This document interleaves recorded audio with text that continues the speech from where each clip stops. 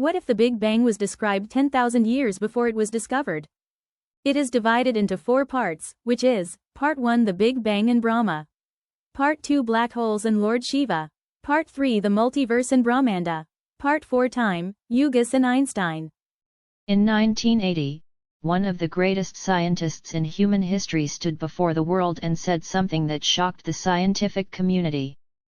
Carl Sagan, the man who built NASA's Voyager program, looked at ancient Hindu texts and said, "It is the only religion in which the time scales correspond to those of modern scientific cosmology." He wasn't talking about a coincidence. He was talking about texts written thousands of years ago, that described the Big Bang, black holes, the multiverse, and the age of the universe with a precision that modern science has only recently been able to confirm. Tonight, we are going to go back. Back before NASA. Back before Einstein. Back before telescopes even existed. To a civilization that looked at the cosmos with open eyes and understood everything. This is the story of Sanatan Dharm, and the universe. Milky Way Part 1 The Big Bang and Brahma. Let's start at the very beginning. 13.8 billion years ago, according to modern science, the universe did not exist. There was nothing. No space. No time. No matter. And then, everything exploded into existence from a single point of infinite density. We call it the Big Bang. Scientists in the 20th century believed this was a new idea. A modern discovery. Something that took centuries of mathematics and physics to uncover. But here is what they didn't know. Over 3,000 years ago, the Rig Veda, the oldest text in human history, described exactly this moment. It is called the Nasadiya Sukta, the hymn of creation. And it begins with these words: "There was neither existence nor non-existence.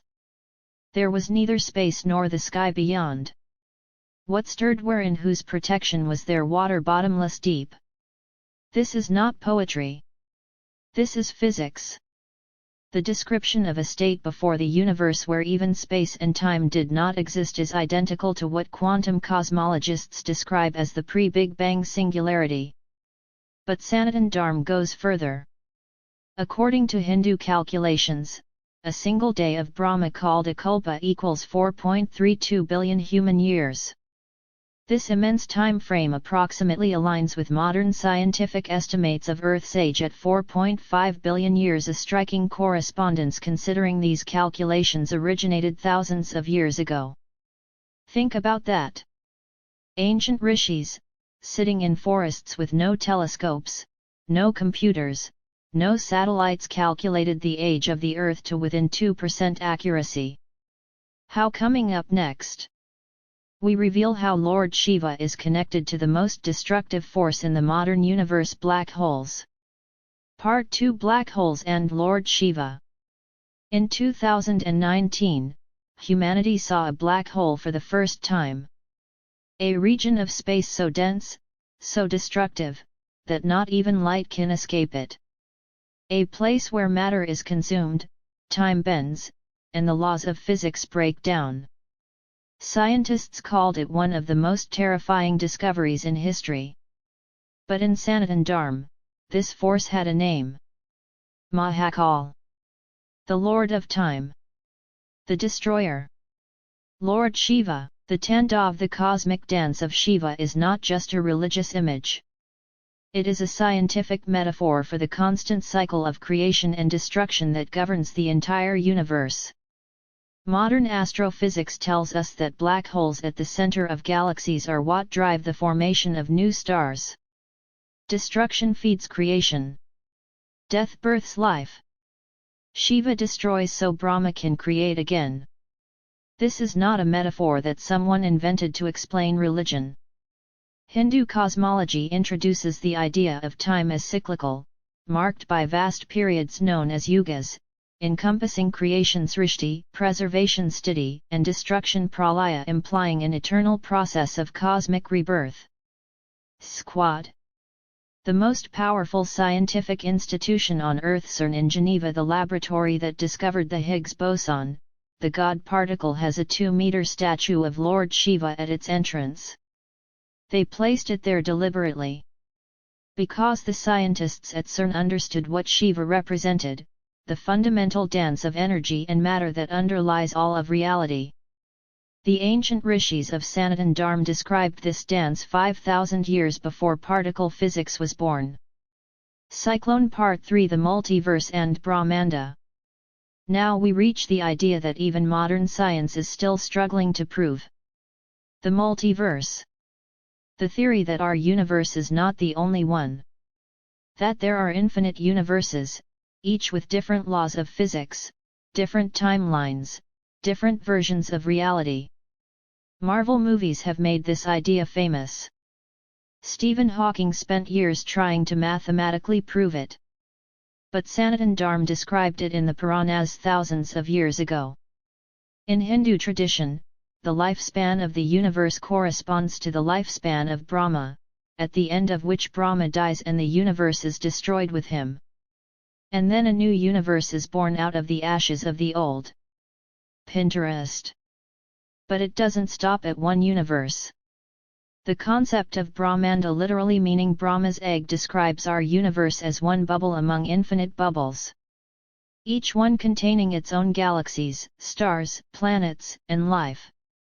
Hindu cosmology's description of multiple realms called lokas with different attributes resonates with the multiverse concept, suggesting an ancient intuition of a complex and diverse cosmic structure. Squad.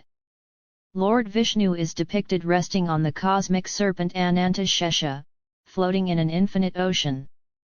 From his navel grows a lotus. On that lotus sits Brahma, creating one universe. But Vishnu has infinite lotuses. Infinite Brahmas. Infinite universes. This is not mythology. This is the multiverse illustrated in a form that could be understood 5,000 years ago. Hourglass with Flowing Sand Part 4, Time, Yugas and Einstein. Albert Einstein said that time is not absolute. That time moves differently depending on speed and gravity. That near a black hole, time almost stops. This is called the theory of relativity. It won him the Nobel Prize, but the Bhagavata Purana, written thousands of years before Einstein was born, contains a story that describes exactly this. King Kakudmi travels to meet Brahma in his realm. The meeting lasts what feels like a short time. But when he returns to Earth, thousands of years have passed. Time dilation. Described in ancient Sanskrit.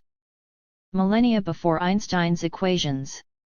According to traditional calculations, the current Kali Yuga began in 3102 BCE and will last 432,000 years. We are therefore only about 5,000 years into this cosmic phase. We are living in the Kali Yuga, the age of darkness, conflict, and spiritual decline. The Vedas predicted exactly the world we see today: division, ego, greed, and the forgetting of truth.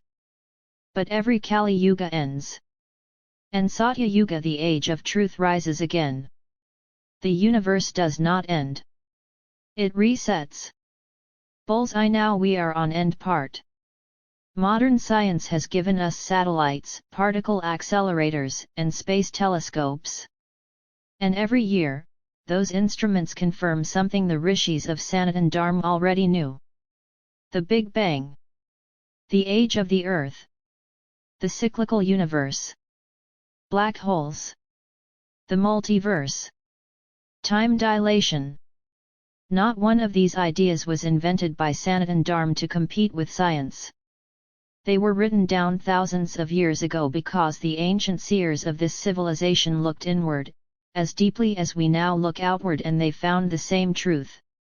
Science and Sanatan Dharm are not opposites.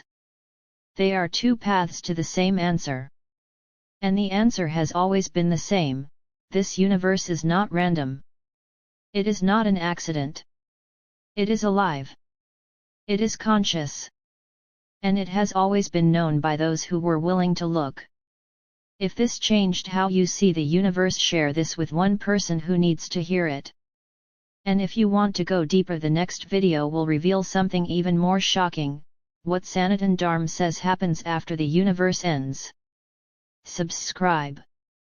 And I will see you there.